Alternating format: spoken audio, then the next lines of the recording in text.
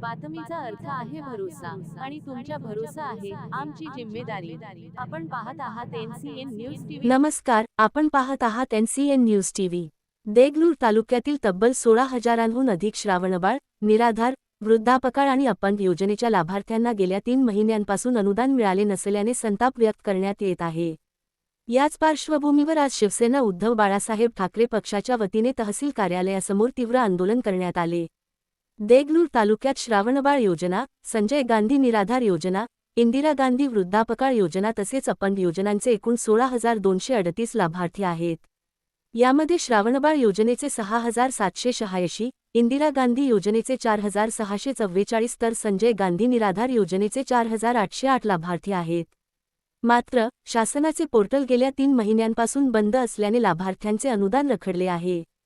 त्यामुळे वृद्ध, निराधार, अपंग, महिला तसेच आर्थिकदृष्ट्या दुर्बल कुटुंबांवर उपासमारीची वेळ आल्याचा आरोप आंदोलकांनी केला।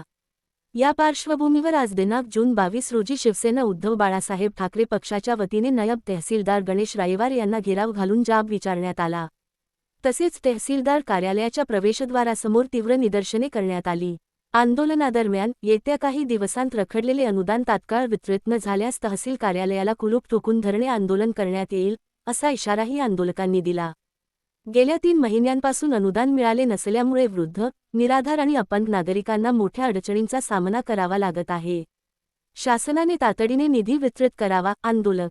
या आंदोलनात शिवसेना उपजिल्हाप्रमुख तथा माजी संजय गांधी, इंदिरा गांधी आणि श्रावणबाळ योजना समिती अध्यक्ष महेश पाटील, विधानसभा मतदारसंघ प्रमुख पांडुरंग पाटील थडके देगावकर, शहर प्रमुख भगवान जाधव, युवा सेना शहर प्रमुख विनोद सोनकांबळे, विभाग प्रमुख राजेंद्र उल्लेवार, गंगाधर पाटील, गंगाधर वकलवार, गटप्रमुख सुभाष खुनेवाड, माजी सरपंच शिंदे आमदापूरकर, संग्राम गाडले यांच्यासह शेकडो वृद्ध, निराधार, अपंग, महिला व पुरुष सहभागी झाले होते।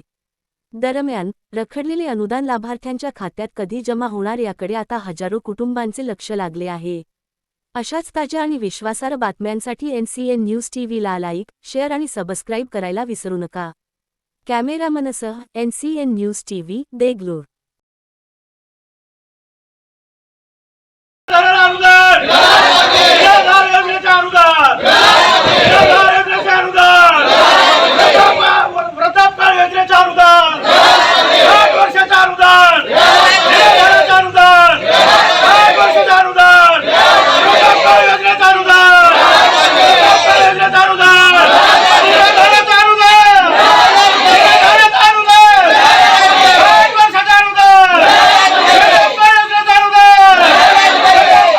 महिन्यापासून पैसे भेटले नाहीत। 3 महिन्यापासून भेटले नाहीत। कोण्या गावच्या आहात तुम्ही?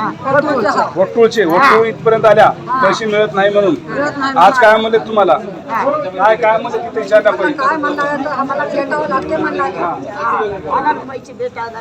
हे काय चष्मा?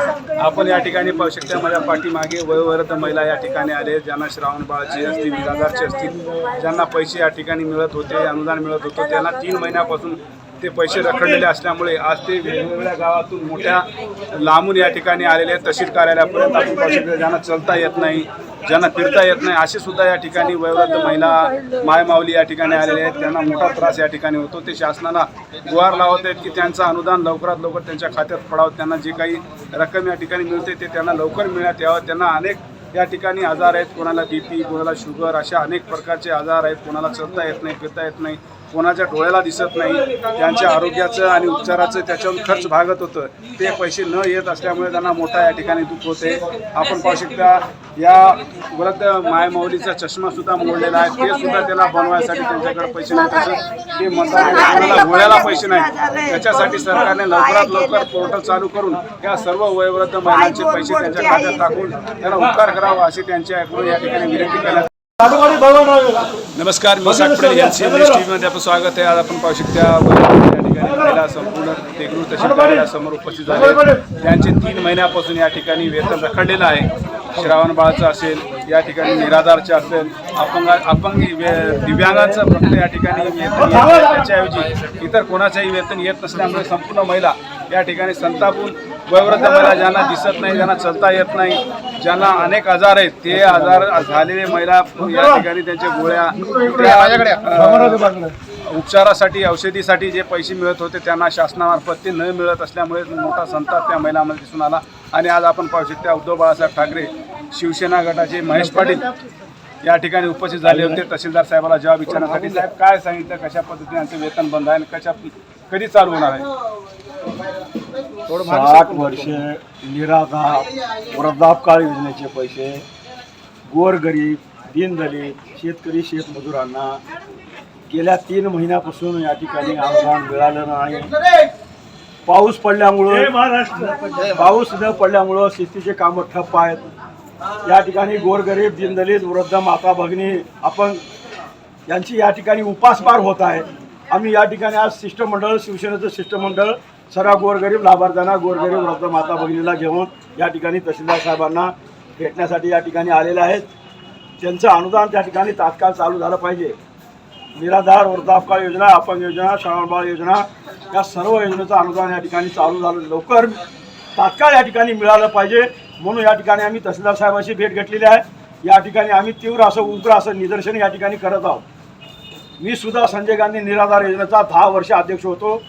दर महिन्याला त्या ठिकाणी पैसे या ठिकाणी आम्ही वाटप करत होतो. 14,000 लोकांना मराठवाड्यामध्ये, सगळ्यात जास्त लाभार्थी मराठवाड्यामध्ये देगलूर तालुक्यामध्ये, देगलूर तालुका सगळ्यात लहान तालुका असताना सुद्धा वृद्धापकाळ निवृत्ती वेतन योजना निराधार योजनेमध्ये सगळ्यात प्रथम क्रमांकावर होता. 14,000 लोक लाभार्थी या ठिकाणी अनुदान उचलत होते. पण नंतर चौकशीच्या नावाखाली अनेक लाभार्थ्याचं अनुदान या ठिकाणी बंद करून त्यांच्या उपासमार त्या ठिकाणी करण्यात आली. ज्या काही लोकांचं अनुदान या ठिकाणी चालू आहे त्यांचं सुद्धा पोर्टल बंद असल्याच्या कारणानं या ठिकाणी समितीची निवड झालेली नाही, त्याचा अध्यक्ष कोणी नाही, त्यामुळे असं रखडलं जात आहे का? समितीची निवड नाही, अध्यक्षाची निवड नाही, हे फक्त देगलूर पुरतं आहे. बाकी ठिकाणी अध्यक्षाची निवड आहे, सदस्याची निवड आहे. पण हे महाराष्ट्र शासन पोर्टल बंदच्या नावाखाली हे गोरगरीब, दीनदलिताचं, वृद्ध माता भगिनीचं या ठिकाणी परीक्षा पाहत आहेत, त्यांची छळ करत आहे. त्या गोरगरिबांना कोणतं वय झाल्यामुळं त्यांचं कोणतं काम शेतामध्ये जाऊन काम करू शकत नाही, कोणतं वजाचं काम करू शकत नाही, कोणतं निंदन खुरपणाचं काम करू शकत नाही. जे काय तुटपुंजी मदत त्या ठिकाणी येते, पुत्र नका पण भीकावर बनल्याप्रमाणे ते सुद्धा अनुदान या ठिकाणी गेल्या 3 महिन्यापासून मिळत नाही. जेवण तहसीलच्या खेटला मारत आहेत, चप्पल घालत आहेत, चप्पल झिजत आहेत. पण त्यांना या ठिकाणी पोर्टल बंदच्या नावाखाली या ठिकाणी अनुदान मिळणार गेले. जर येत्या काही दिवसामध्ये जर हे अनुदानांना गोरगरिबांना जर मिळालं नाही तर निश्चितच शिवसेना या ठिकाणी तहसील ऑफिसला या ठिकाणी ताला ठोकून तहसील ऑफिस बंद या ठिकाणी करण्याचा इशारा आम्ही या माध्यमातून तुमच्या चॅनलच्या माध्यमातून या ठिकाणी देतो. अनेक कामं या ठिकाणी होत नाही. तशा पद्धतीनं आधार सेंटर असेल, आधाराची सुद्धा या ठिकाणी मोठा तुटवडा निर्माण झालेला आहे. तालुक्यामध्ये लहान विद्यार्थ्यांच्या या ठिकाणी प्रवेश होत नाही. कोणाचं करेक्शन असेल, बर्थ सर्टिफिकेट असेल, त्याच्यामुळे सुद्धा लोकांना अडचणी येतात. त्यासाठी सुद्धा काय प्रयत्न करणार? देगलूरला एकमेव असं पोस्टामध्ये आधार केंद्र चालू आहे. तेही 9 ते 12 पर्यंत चालू राहते. अनेक गोरगरीब, वृद्ध माता भगिनी, लहान लहान लेकरं, बायका सगळं काम धंदा सोडून 4 वाजता येऊन लाईनीला थांबते. पहाटे 4 वाजता सकाळी.